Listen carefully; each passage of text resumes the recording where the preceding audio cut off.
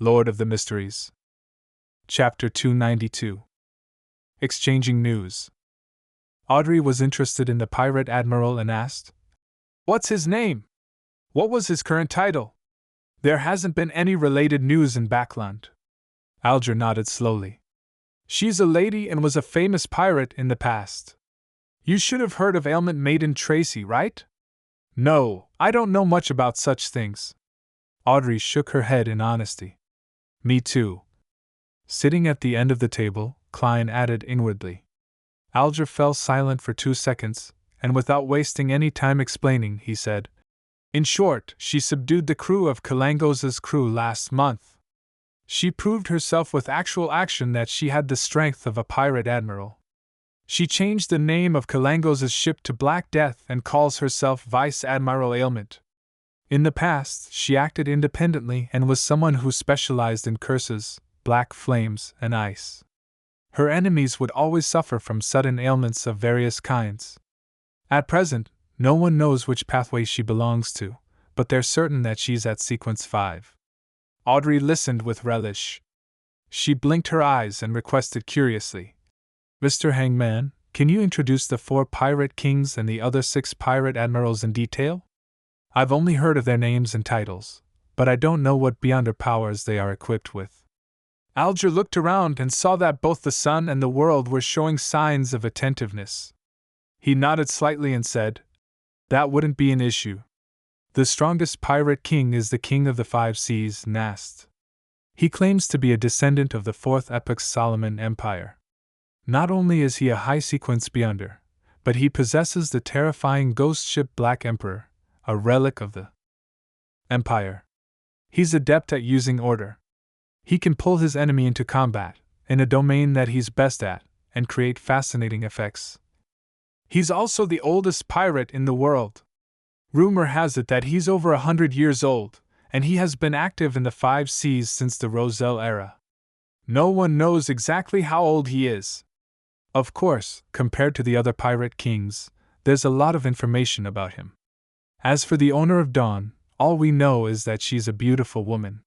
She was once a warlock and is now a demigod. She calls herself Queen Mystic." After introducing the 4 kings, Alger changed the topic to the 6 remaining pirate admirals. The owner of the Black Tulip, Ludwell, was once a subordinate of the king of the 5 seas. Later, he became independent and calls himself Admiral Hell. Rumor has it that he's established certain connections with the numinous episcopate. He's a powerful medium and can control all sorts of creatures in the spirit world. He's terrifying and odd. Rumor has it that he possesses a ring left behind from the ancient era's death.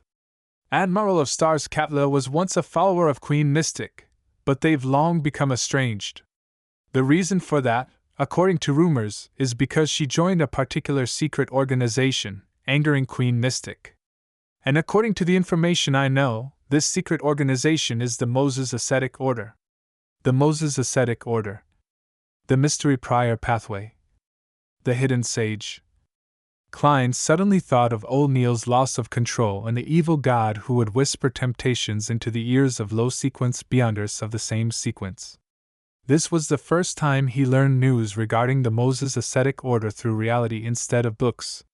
Then, Alger introduced Admiral of Blood Senor, who was suspected to be non-human, Vice Admiral Deep Sea Hull Constantine, who possessed a bloodline that was partially from sea monsters, Vice Admiral Iceberg Edwina Edwards, and Vice Admiral Dusk Bulatov Ivan. "Thank you so much for sharing. I'm beginning to yearn for the sea," Audrey said, filled with longing. "I don't know when I'll be able to truly travel." "No, Miss Justice, it's absolutely not as nice as you imagine. From my point of view, it's an amalgamation of blood, chaos, murder, desire, and horror." Alger calmly doused her enthusiasm. Audrey nodded and switched topics. "There have been 11 serial murders in Backland recently, but one of them has been proven to be a copycat crime. The serial killings are against women who were street girls but are now working normal professions. The murderer cuts open their stomachs and removes all of their internal organs. This sounds like something to do with devil worship.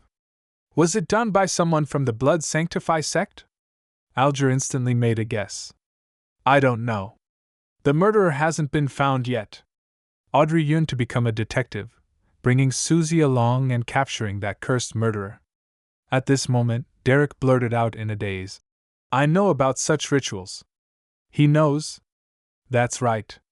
Before the cataclysm, especially during the Second Epoch, devils were active in the real world where they lived on the ground. They were the object of hatred for both giants and dragons. It's normal for the City of Silver to have relevant records. Their history hasn't been tampered with, nor has there been any blanks over the generations. Klein looked thoughtfully at the son, waiting for him to say more. You know about this? Audrey asked in joy. Derek nodded. It's mentioned in our devil studies. It's rather ancient. The devils use it as a ritual to supplement their advancement, typically used when advancing from sequence 6 to sequence 5. It's not a ceremony to please the devil, but a ceremony for the devil to assist them in advancing? Audrey asked in surprise. Derek replied very seriously. That's right. The Abyss Pathway Sequence 6 is called Devil. This is also the origin of that race's name. The Abyss Pathway?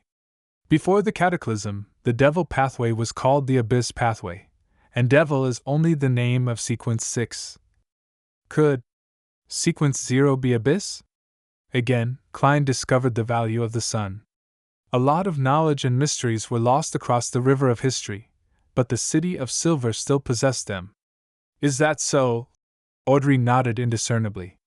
Mr. Sun, are you aware of the actual details of the ritual? Derek nodded and said, The minimum requirement is 13 and the highest is 49. The more complete the ritual, the higher the chance of advancement. Between two murders, there must be a minimum of 3 days. Otherwise, it would be easy to lose control, but the interval will also not exceed 9 days. That will cause the ritual to be reset. Every time a murder occurs and after every partial ritual, the devil will eat the victim's organs. From this point on, he'll be in a violent and bloodthirsty state, wishing to harm others until that desire is satisfied once again. That's really scary. Audrey sighed from the bottom of her heart, feeling that she couldn't even bear to imagine it. Klein sat in the thick gray fog, quietly listening and remembering. After discussing the case of the serial killer, Audrey looked at Alger and organized her words. Mr. Hangman, there's something that I've been wondering about. I've attended several Beyonder gatherings and find that very few people sell potion formulas. Even if there is one, it would be very difficult for the transaction to close. Why is this? Alger chuckled and said, That's because a potion formula is easy to fake, and Beyonder gatherings are relatively hidden and not too binding. Therefore, no one dares to risk their lives. Are you going to prepare 2 sets of Beyonder ingredients and conduct an experiment with animals first? That price is too high. Audrey suddenly felt a little guilty. Moreover, that's not the only extra cost.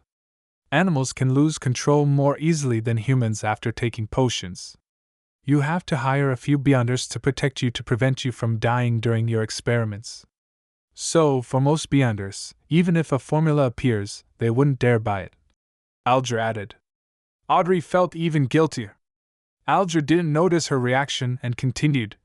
Because of this, unless the host or a member of the gathering has the ability to appraise the authenticity of the potion formula and has already won the trust of most members, it's difficult for a formula trade to close. Well, the old Mr. Eye of Wisdom can. Mr. A is a shepherd, so he should be able to. Klein leaned back in his chair and muttered something to himself in silence. A thought flashed through Audrey's mind as she asked, Can it be done by making an oath? Honorable lady, this is an underground gathering. Do you think it's suitable to make an oath in the name of one of the 7 orthodox gods? This isn't something that can be resolved with an oath. A corresponding ritual is needed. Alger chuckled.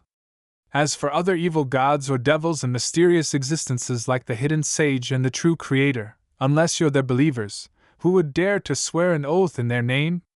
Wouldn't they be wishing death upon themselves? At this point, he sighed. In addition, without them knowing the acting method, potions easily lead to a loss of control, easily turning people into monsters. Furthermore, the corresponding ingredients are hard to obtain and rather expensive. Therefore, as long as the 7 churches don't allow such trades to be officially recognized, there's no need for them to deliberately control the spread of potion formulas on a wide scale, much less talk about advancement. So that's how it is, Audrey murmured to herself, clearing a huge question in her mind. No wonder. Klein suddenly came to a realization. 7 orthodox gods? Derek really wanted to ask which 7 they were, but he ultimately held himself back. He thought for a moment and said, "The City of Silver has recently organized an expedition to explore deep into the darkness and found a semi-destroyed temple.